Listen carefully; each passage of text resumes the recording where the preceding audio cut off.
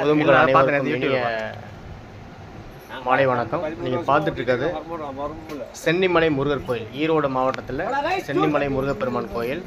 இங்கே பசுமாடு 360 படிக்கட்டுக்கு மேலே ஏறி போய் முருகப்பெருமானுக்கு பாலாபிஷேகத்துக்கு பால் கொண்டு போய் கொடுக்குது.